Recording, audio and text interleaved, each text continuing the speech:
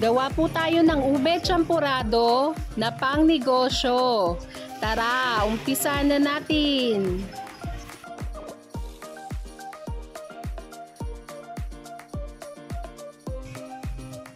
Yan, luto na. Pwede na natin tong i-display sa ating tindahan.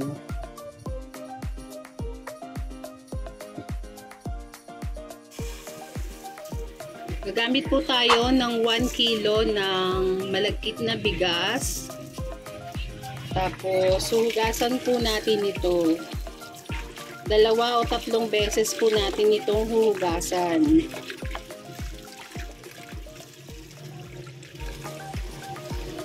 Kung gusto niyo po ng ganitong mga video, please like and subscribe to our YouTube channel. Thank you and God bless! After po nating mahugasan ang ating malagkit na bigas, maglalagay po tayo ng 3 liters ng pangalawang gata. Isasalang na natin ito sa medium heat at tatakpan. Ano ka? Ayan po, kumukulo na. Hahaluin po muna natin ang ating malagkit at papahinaan.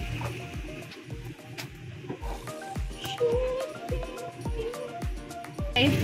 Maglalagay na po tayo ng ube halaya. Hahaluin po muna natin.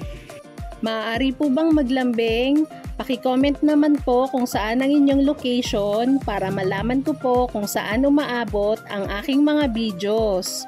Maraming salamat! Titimplahan na po natin ito. Maglalagay tayo ng 500 grams ng wash sugar. 1 tablespoon ng rock salt, pang balance ng tamis.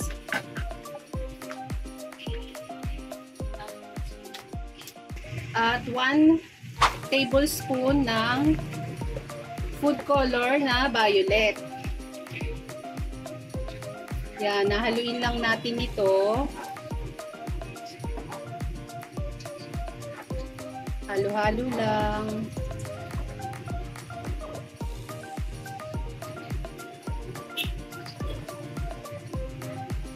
Pwede din naman po, kung ayaw nyo po ng may gata, pwede naman po na evap or condensed milk.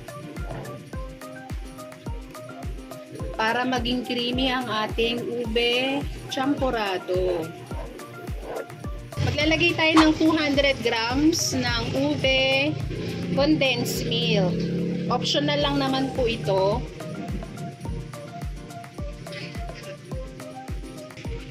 At haluin po natin.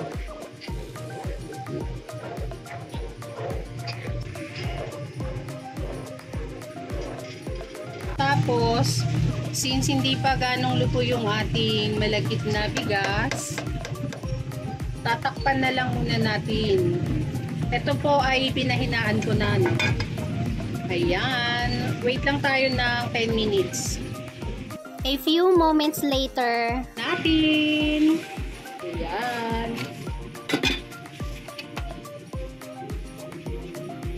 Ayan. Ito na ang ating ube champurado. Halu-haluin na lang muna natin ito. Tapos, ilalagay na natin ang ating kakang gata. 2 cups.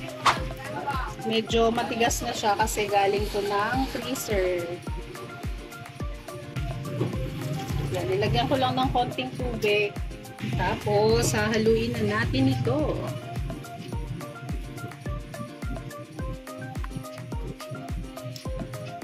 Para creamy yung ating ube champurado.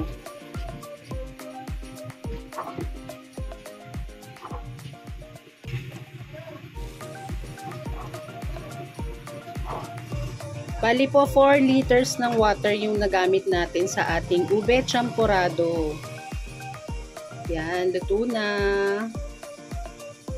Pwede na natin tong i-display sa ating tindahan. Kung masyado po kayong nalalaputan sa inyong ube champurado, maaari po tayong maglagay uli ng tubig. Ito na po ang ating ube champurado. Sana po ay may nakuha kayong idea sa video ito. Please like and follow our FB page. Maraming salamat! Ito po ay 10 ounce cup.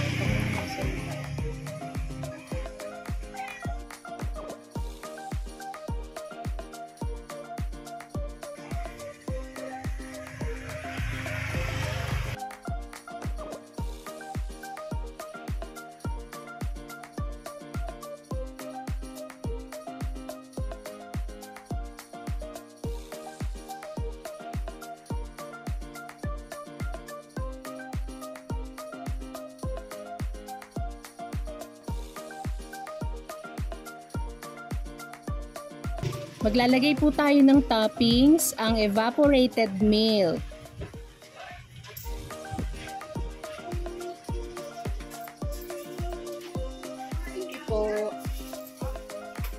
At ang last, ang ating grated cheese.